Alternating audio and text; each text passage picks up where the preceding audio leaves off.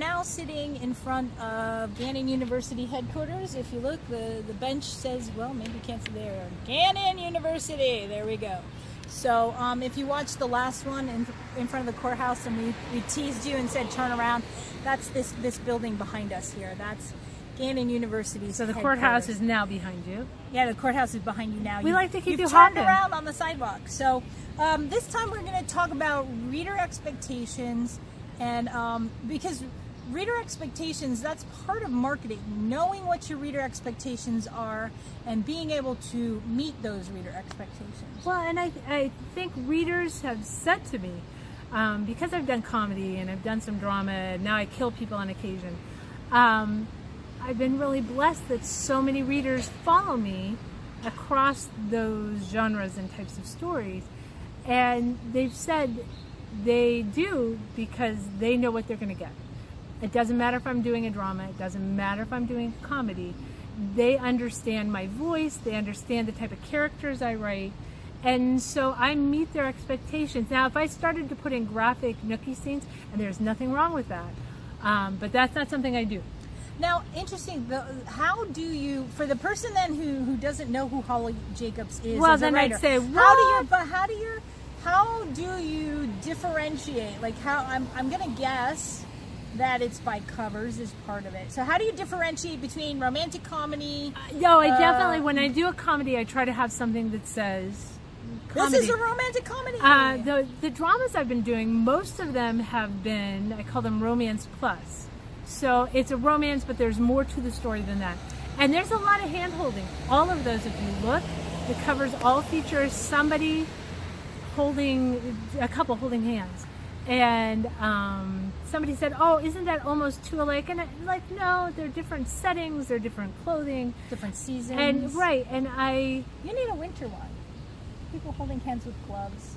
There you go. Snow. I do have a winter one that Once Upon a Christmas. Oh, yeah. And so that it wasn't quite hand holding, but right. But for me, the thing about reader expectations is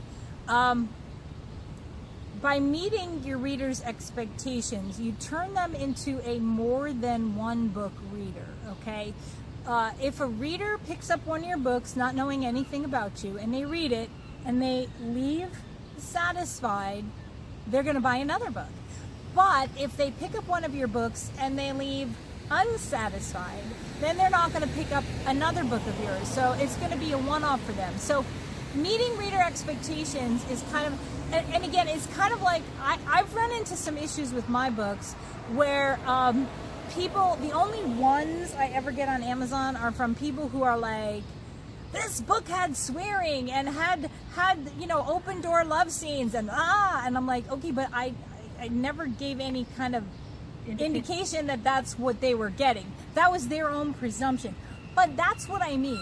So if you put a real sweet cover and a real sweet description and all this, then that's what they expect. On the other hand, the same thing can happen the other way. If you put a half-naked man on your cover, and then it's sweet, and then it's right, people are going to expect a certain level of heat by a guy. And I've always said people still talk about romance as heaving bosom books, and they're not. And hopefully, if you're listening to these, you're romance fans and you understand that. And I said, no, really, in my books, the only way a bosom would heave is if it was comedic, if like their bra broke, and so all of a sudden, the only heaving in my books is usually somebody throws up, because I think we talked about this. I have a very I have a nervous stomach myself, so I tend to project that onto my character. So that's the only heaving. And in terms of expectations, more than just on a personal level, I hope that when you pick up a Holly Jacobs book, you're looking for something or know what to expect.